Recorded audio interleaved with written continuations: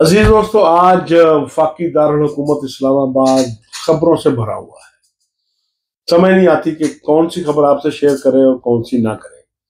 लेकिन बहरहाल जो हमने को प्रोग्राम तरतीब दिया है उसके मुताबिक सबसे पहले हम आपको बताएंगे कि आज 9 माह के बाद बुशरा बीबी जो है वो डयाला जेल से रिहा हो गई है और पहले वो बनी गाला गई और फिर बनी गाला से अब केपी हाउस पेशावर रवाना हो गई।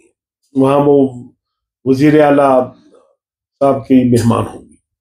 इसके साथ साथ जो दूसरी अहम खबर है कि आज इस्लामाबाद हाई कोर्ट ने यहाँ का जो पिम्स हॉस्पिटल है उसके जो डीजी हैं उन्हें हदायत की है कि इमरान खान साहब के फिजिकल मुआयने के लिए डॉक्टरी टीम तश्कील दी जाए, और लेकिन उसमें सिर्फ सरकारी डॉक्टर नहीं होंगे। डॉक्टर फैसल सुल्तान साहब जो पर्सनल फिजिशियन हैं, उनके मुआलिज हैं इमरान खान साहब के, वो भी उस सरकारी टीम का हिस्सा होंगी और वो कल जाएंगे उनसे मुलाकात करने के लिए और उनका मुआयना करने के लिए। इसके अलावा जो बहुत अहम खबर है वो ये है कि आज अदालती हुक्म के मुताबिक पीटीआई के 3 बड़े रहनुमाओं ने, जो 3 बड़े वकला भी हैं, डयाला जेल जाकर इमरान खान साहब से मुलाकात की है। उस मुलाकात पर पूरे मुल्क की नजरें हैं। मुल्क किस हवाले से देख रहा था, हुआ क्या, ये आपको हम बाद में बताएंगे। इसी तरह इमरान खान साहब ने आज जो एक एहतजाजी तहरीक चल रही थी 26वीं आईनी तरमीम के खिलाफ और चीफ जस्टिस यहिया अफरीदी के खिलाफ, आज इमरान खान साहब ने उस एहतजाजी तहरीक के गुब्बारे से खुद ही हवा निकाल दी है। कैसे निकाली है वो भी आपसे डिस्कस करेंगे। और इसके अलावा जो इम्पोर्टेंट क्वेश्चन, जो अहम चीज शहर भर में जेर बहस है कि अब पीटीआई की क़यादत बीबी बुशरा करेंगी या पीटीआई के दीगर ओहदेदार हैं, ये जिम्मेदारी उनके पास रहेगी। ये वो मौजूआत हैं, इन पर हम बात करेंगे। लेकिन आपको मैंने कल भी कहा था कि एक बटन होता है यूट्यूब का, उसको जब आप टच कर लेते हैं ना तो फिर मेरा और आपका राब्ता डायरेक्ट हो जाता है। तो इसलिए उस बटन को टच करके आप इस चैनल को सब्सक्राइब कर लें ताकि हर चीज आपको टल्ली बजे और आप देख सकें वो चीज कि जो बाकी लोग जो है कोई 2 दिन बाद दिखाता है, कोई 1 हफ्ते बाद दिखाता है। ये दावा नहीं है। आज सारा दिन प्रेस क्लब में दोस्त मुझे मुबारकबादें देते रहे, गुफ्तगू करते रहे, सीनियर रिपोर्टर्स, तजिया निगार। उन्होंने कहा जी आप वाहिद आदमी हैं जिन्होंने 6 अक्टूबर को अपनी फेसबुक पे जो प्रोग्राम किया था, कह दिया था कि गंडापुर साहब ने जो कुछ किया है वो इमरान खान की मर्जी से, मशवरे से किया है। लेकिन पूरी पीटीआई के मुल्क और मुल्क से बाहर जो कारकुन है, अमीन गंडापुर को जो है वो गाली पे गाली दे रहे थे कि उसने इमरान खान से गद्दारी किया गंडापुर साहब ने। लेकिन मेरा स्टांस ये था कि वो जो कुछ उसने किया है वो उसने इमरान खान से मशवरे से किया है।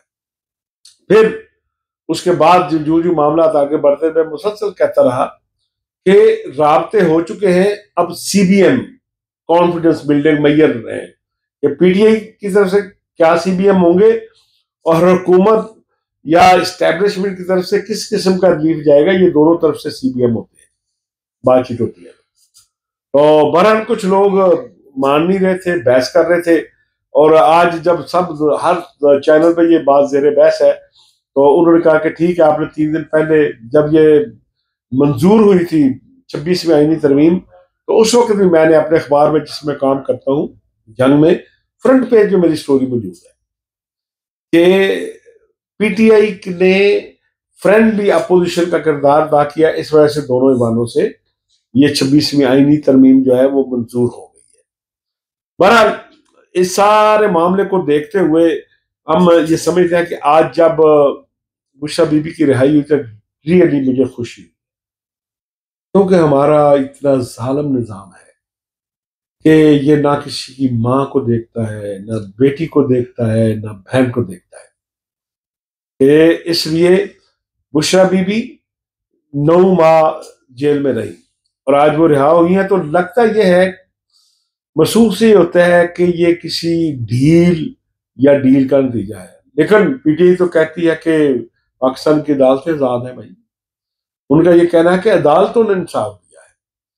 भाई बड़ी अच्छी बात है अगर अदालतों ने इंसाफ दे दिया, क्योंकि सिर्फ अदालत ही नहीं थी ना, यहाँ अदालत एक बेल देती थी और उसी अदालत के दरवाजे पे एक दूसरी एफआईआर लेकर पुलिस खड़ी होती थी और उसको गिरफ्तार करके ले जाती थी।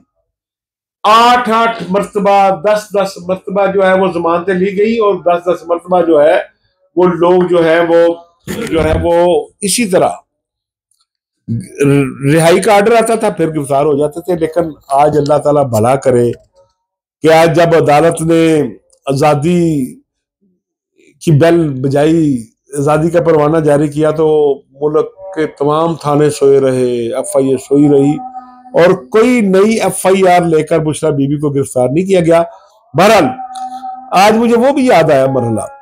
इसी तरह एक वक्त था कि लगता ये था कि बुशरा बीबी ने इतनी लूटमार कर दी है कि इस मुल्क में अगर डॉलर महंगा हुआ है, अगर पेट्रोल महंगा हुआ है, अगर महंगाई हुई है तो उसके पीछे बुशरा बीबी का वो तमाम चोरियां थी, डकैतियां थी जो अपनी एक सहेली से मिलकर वो किया करती थी। लेकिन आज जो ही उन्हें रिहाई मिली है तो मुख्तलिफ किस्म की तारीफों के ताने बाने बुने जाएंगे। और यही कुछ ज्यादा दूर की बात नहीं, 1.5-2 साल पहले, 4-3 साल पहले मियां नवाज शरीफ साहब के साथ भी हुआ। पहले ये लगता था कि उन्होंने जो एक फ्लैट रखा हुआ है महंगे तरीन लंदन के इलाके में, तो वो फ्लैट जो है वो कम से कम को 10-20 खरब डॉलर का होगा।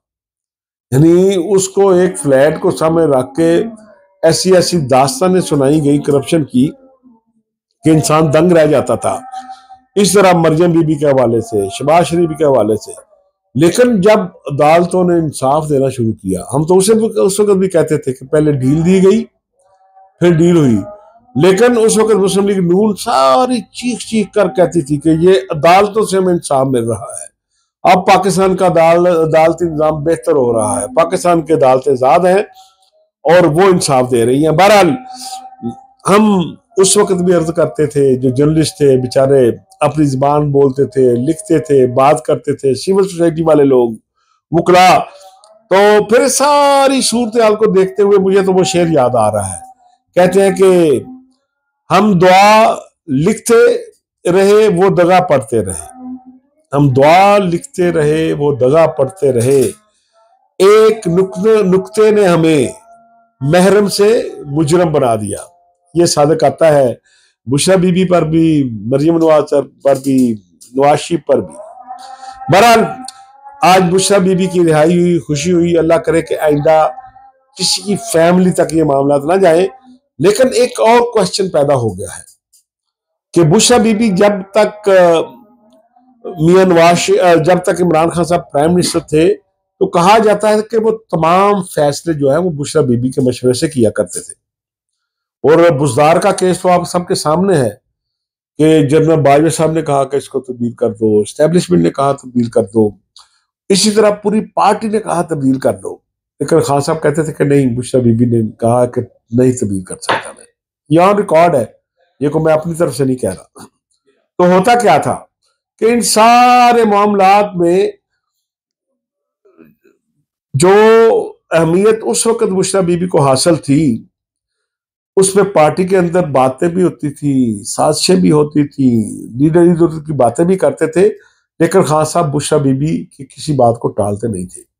आज जब बुशरा बीबी कैदोबंद की शोबतें बर्दाश्त करके आई है, जब कचहरियों के, अदालतों के धक्के खा के आई है, जब 9 माह अडयाला जेल से रहकर आई है, तो क्या अब खान साहब उनकी बात पहले से ज्यादा सुनेंगे या कम सुनेंगे? तो इसलिए हर आदमी आज टॉक ऑफ द टाउन है कि पीटीआई की असल क्यादत जो है अब बुशरा बीबी के हाथ में होगी, या ये क्यादत जो है वो पीटीआई के जो मौजूदा रहनुमा जो पीटीआई को चला रहे हैं उनके पास रहेगी। कुछ लोगों का ख्याल यह है कि इनडायरेक्ट बुशरा बीबी होंगी, फेस पे ये लोग होंगे। बहरहाल आने वाला वक्त ये बता देगा। बहरहाल आज बुशरा बीबी की रिहाई के हवाले से इमरान खान साहब को मुबारक हो और पीटीआई के लोगों को मुबारक हो कि उन्हें बड़े अरसे के बाद एक ताज़ा हवा के झोंके की सूरत में कोई अच्छी खबर मिली है। इसके साथ साथ आपने देखा होगा कि आज अदालती हुक्म पर 3 पीटीआई के रहनुमा जो वकील भी हैं उन्होंने 5 बजे इमरान खान साहब से मुलाकात की है, जिनमें बैरिस्टर सलमान अकरम राजा साहब, शुएब शाहीन साहब और फैसल चोई साहब शामिल हैं। और इस मुलाकात पर पाकिस्तान भर की नजरें थी, हुकूमत की, हुकूमत के मुखालफिन की, पीटीआई की और वकला की। और खास तौर पर मैं समझता हूं कि हामिद खान साहब की नजर थी, अली अहमद कुर्स साहब की नजर थी, आबद जुबैरी साहब की नजर थी। और वो ये समझते थे कि जो ही पहला डेलीगेशन खान साहब से मिलेगा तो जो अहमद खान साहब ने ऐलान कर रखा है कि हम 26वीं आईनी तरमीम की ईंट से ईंट बजा देंगे, खान साहब उसको इंडोर्स करेंगे और ऐलान कर देंगे कि ऐसा बम्बार्ड किस्म का ऐलान आएगा कि सुप्रीम कोर्ट लर्ज जाएगी। और पीटीआई के खैबर से कराची तक लोग जो है, जिनकी ख्वाहिश थी कि मंसूर शाह साहब चीफ जस्टिस बने, वो नहीं बन सके। अब वो गुस्से के आलम में बाहर निकलेंगे और खान साहब कहेंगे कि ऐसी की तैसी फेर दे इनकी। लेकिन मामला यहां भी मुझे कोई डावाडोली लगा। मैं तो पहले दिन से कह रहा हूं कि भाई ये कुछ ना कुछ बातचीत चल रही है। जब अली मीन गंडापुर पकड़े गए थे उस वक्त आप लोगों ने मेरी बात नहीं मानी थी ना। आज जरा पता कर ले कि रिहाई के बाद बुशरा बीबी ने कहां स्टे करना था। जो खान साहब के बाद उनका सबसे कॉन्फिडेंस वाला बंदा होगा, क्योंकि खान साहब जेल में है और उनकी फैमिली उधर बनीगाला में है नहीं। तो जरा पता कर ले जरा कि बुशरा बीबी कहाँ ठहरने के लिए गई है। उसी के पास गई होगी जो इमरान खान साहब का सबसे काबिल इत्मीनान आदमी होगा, और वो अली मीन गंडापुर साहब हैं। और बुशरा बीबी जो है वो पेशावर पहुंच चुकी है। उम्मीद यह है कि उनका स्टे जो है वो केपी के हाउस में होगा, और फिर जो गुफ्त शनीद हुआ करेगी, जो बातचीत होगी, गंडापुर साहब करेंगे, वो बुशरा बीबी करेंगी। तो बहरहाल अगर जो लोग अब भी इस बात को मानने के लिए तैयार नहीं है कि डील या डील है, तो सिर्फ जो 3 वकला गए थे उनकी मुलाकात की रूदाद मैं आपको सुना देता हूं। सबसे पहले खान साहब से मिलकर जो लोग बाहर आए वो थे शुएब शाहीन साहब और फैसल चोई साहब। जाहिर है कि जर्नलिस्टों को तो एक ही था कि खान साहब ने आज क्या मैसेज देना है। उन दोनों ने, जाहिर है दोनों अच्छे वकील भी हैं, अच्छे पॉलिटिकल लीडर भी हैं, क्या कि खान साहब ने 26वीं आईनी तरमीम को बहुत बड़ा जुल्म करार दिया और कहा कि लोग घरों से निकल आए। बार दीगर उन्होंने बात की कि उन्हें कहा कि उन्हें नहीं पता था कि बुशरा बीबी रिहा हो चुकी है। क्या बात है। और खुदा के वास्ते शुएब शाहीन साहब, फैसल चोई साहब थोड़ा सा साची बोल लेगा। यानी ये तो कोई अगर जेलर जो है अडयाला जेल का जेलर खान साहब को दुश्मन भी होगा ना, वो चला जाएगा खान साहब को राजी करने के लिए कि चलो एक खुशखबरी सुना दें खान साहब को, खान साहब मुबारक हो, बुशरा बीबी रिहा हो गई है। तो खान साहब अडयाला जेल के जेलर के 100 गुना माफ कर देते।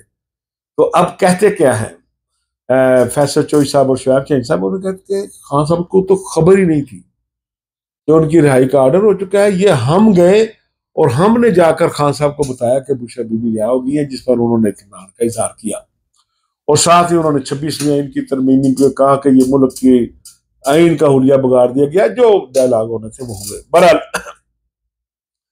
अब जो जर्नलिस्ट थे उन्होंने पूछा कि ये बताएं, तशवीश थी कि भाई जस्टिस मंसूर अली शाह साहब जो चीफ जस्टिस सुप्रीम कोर्ट बनने जा रहे थे, उनको सिर्फ इस बुनियाद पर नहीं बनने दिया गया कि ये सुनने में आ रहा था कि उन्होंने ये किसी जगह बात की है या हुकूमत खतरा महसूस कर रही है कि अगर वो बहाल हो गए तो वो फार्म 47 वापस, फार्म 45 और सारी गवर्नमेंट फारिग, और अगले अक्टूबर तक जो है वो ये तमाम जो असम्बली बैठी है जिससे ज्यादा फारिग होगी, नया इलेक्शन होगा या उन लोगों को फाते करार दिया जाएगा और हुक्मरान बदल जाए, हुकूमत बदल जाएगी।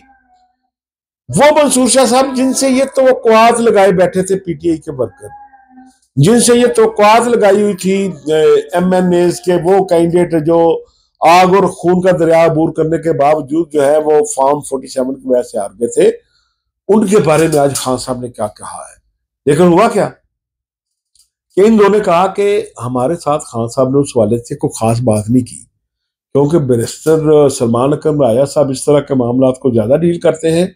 खान साहब की आधे घंटे की उनके साथ मीटिंग है वकला तहरीक के हवाले से, 26वीं आईनी तरमीम के हवाले से और यहिया अफरीदी की नामजदगी को रिजेक्ट करने के हवाले से, मंसूर शाह को नजरअंदाज करने के हवाले से पॉलिसी स्टेटमेंट सलमान अकरम राया साहब देंगे। तमाम रिपोर्टरों ने अपने अपने दफ्तर में हाईलाइट कर दिया कि भाई सलमान अकरम राय साहब आएंगे और एक ब्रेकिंग न्यूज आएगी और मुल्क में कल से ऐसी की तैसी फिर जाएगी और कल शरअ दस्तूर पर वकला ही वकला होंगे और अवाम होंगे, सिविल सोसाइटी होगी, मीडिया होगा।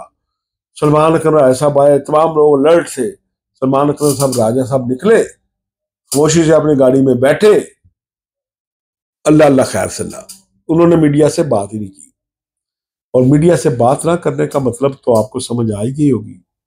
अगर कोई एहतजाजी तहरीक की कॉल देनी होती, अगर आईनी तरमीम के 26वीं आईनी तरमीम के खिलाफ लोगों को मोबिलाइज करना होता, चीफ जस्टिस यहिया अफरीदी की तैनाती को जो है वो रिजेक्ट करना होता, मंसूर शाह के साथ जो ज्यादती हुई के साथ खड़े होने का अहद करना होता, तो फिर आज खान साहब की स्टेटमेंट ठक ठक ठक ठक आनी थी।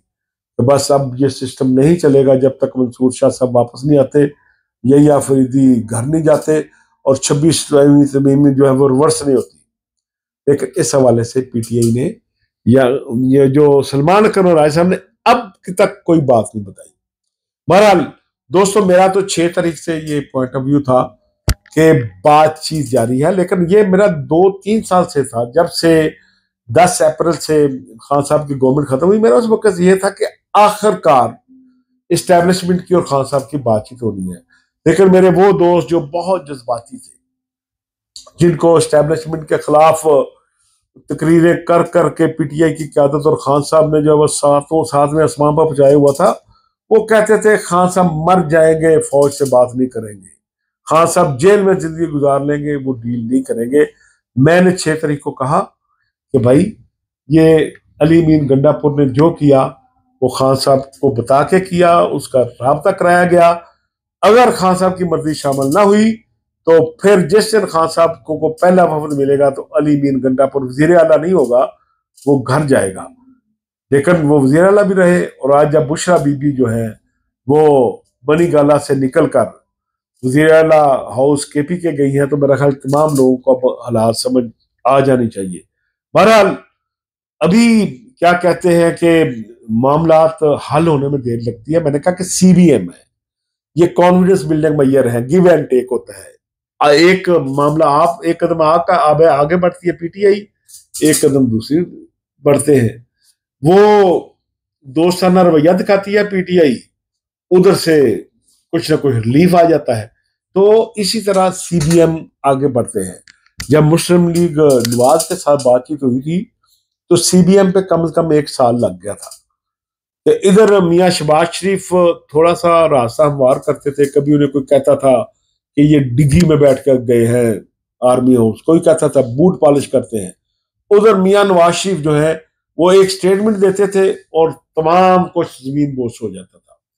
और अब मेरा अपना ख्याल ये है कि इमरान खान साहब अगर जेल में हैं और सुकून कर रहे हैं, माँ बहन एक नहीं कर रहे अपनी पार्टी के, भाई इधर आओ ड्याले, जेल के बाहर बैठ के बुकर ताले करो, कैंप लगाओ, अदालत से थोड़ी बहुत मंजूरी लेकर मुलाकातें कर लेते हैं। मकसद इसका यह है कि जिस तरह सब कुछ ड्रामा करने के बाद अली मीन गंडापुर ने सारी कहानी एक आईजी पे डाल दी और बाकी क्यादत भी इसी तरह कर रही है, इमरान खान से ये नहीं होगा। वो सीधा साधा आदमी है, एक जर्नलिस्ट सवाल करेगा, दूसरा करेगा, तीसरे पे खान साहब ने ठक करके बोल देना कि ये कौन है, तो सारी कहानी खत्म हो जानी है। तो इसलिए अजीज दोस्तों, अभी पहले डील होती है, फिर डील होती है और फिर सीबीएम होते हैं। और फिर उस डील पर अमल दरामद का मरहला आता है, वो अभी दूर है। मुझे आपके फीडबैक का इंतजार रहेगा। इजाजत दें, अल्लाह हाफिज।